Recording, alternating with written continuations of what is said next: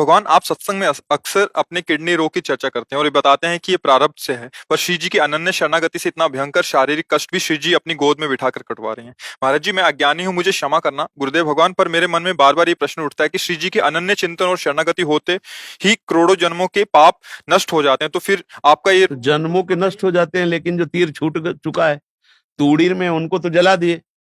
जो तूड़ीर में उनको जला दिए, जो चढ़ा रहे हैं उसको उतार लिया, लेकिन जो छूट चुका है ले। हाँ, तो क्या हुआ कि जब हम इस शरीर में आने की प्रणाली, तो अनंत जन्मों के कर्मों से इस शरीर का पहले रचनात्मक भाव आया, उसी समय प्रारब्ध की रचना हो गई। अब ये जन्म लेते ही भगवान के मार्ग में चला, तो जो तूड़ीर में रखे हुए बाण थे वो भस्म हो गए। आगे हम वो बाण चलाएंगे ही नहीं, आगे क्रीमाण ऐसे करेंगे ही नहीं कि दुर्गति हो, क्योंकि बाबा जी भगवान के मार्ग के पथिक है। लेकिन जब शरीर रचा गया था, उस समय जो दुर्गति निकाली गई थी वो इसमें विराजमान है। अच्छा, अब इसको भोग करके काट लें या हम अपने भजन से मिटा दें। भजन से अगर इसको मिटा दिया तो जहां हमें चढ़ना वहां चढ़ नहीं पाएंगे। तो इसको छूटेगा आज, नहीं तो कल छूटेगा।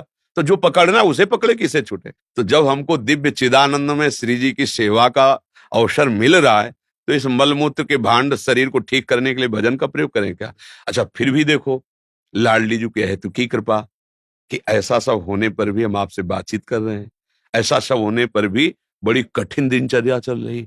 1 बजे रात्रि के उठना, 2 बजे शौच स्नान सब करके चल, मतलब ये दिनचर्या कोई बीमार आदमी की है क्या दिनचर्या है। ये आप कृपा नहीं देख रहे हो, मेरा पाप प्रारब्ध ये और मेरी लाडली की कृपा।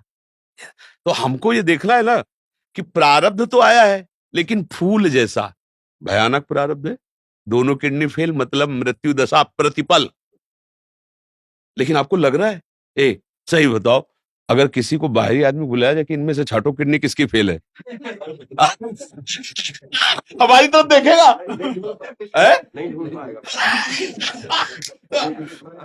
हाँ, वो तुम्हारी तरफ देखेगा कि इनमें से कौन किडनी फेल है।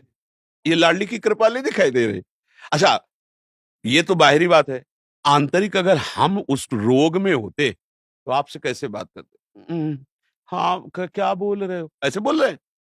दाड़ कर सत्संग में सब अपनी दिनचर्या श्री जी को देखो, फिर तुमसे बातचीत कर रहे हैं। मतलब कहीं है किडनी रोग, कहीं नहीं। तो बेचारा अपना एक कोने में पड़ा, वो भी सोच रहा है कि बुरी जगह आ गए।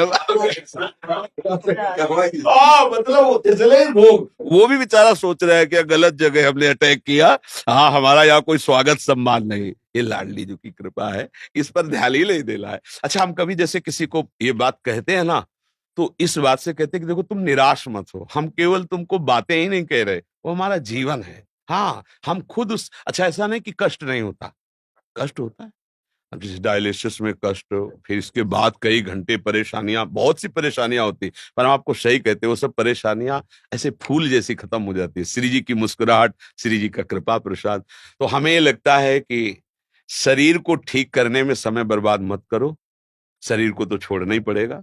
श्री जी को राजी कर लो, तो शरीर छोड़ने के बाद जो हमें मिलेगा वो अविनाशी मिलेगा। फिर वो विनाश वाला खेल नहीं है, इसलिए इस पर ज्यादा ध्यान नहीं देना। अच्छा, जब तक श्री जी को चलाना है तो ऐसे ही चलाना है, और नहीं चलाना है तो स्वस्थ किडनी वाले चटनी हो जाते हैं। एक्सीडेंट हुआ, बोले हाथ उधर गया, पैर उधर गया, किडनी वो फटी पड़ी है। किसका, देखो ना, अतरे दिन सब घटनाएं होती है। तो इसलिए हमको ये चिंता नहीं है हमारी किडनी खराब, हमें कैंसर हो रहा है, होने दो। राधा राधा राधा, हमें जहां जाना है वहीं पहुंच जाना है। हम देखो, गाड़ी की तब तक चिंता होती जब तक मंजिल तय नहीं हो जाती। लगता है अगर बीच में गाड़ी, अब आप श्री जी की कृपा से हम अपने मंजिल में आ चुके हैं, तो कोई परेशानी नहीं, जब चाहे तब बुला ले, कोई परेशानी थोड़ी। तो इसके लिए हमें कोई टेंशन थोड़ी आए किडनी खराब क्या, समझ रहे ना, लाडली की कृपा से चल रहा है।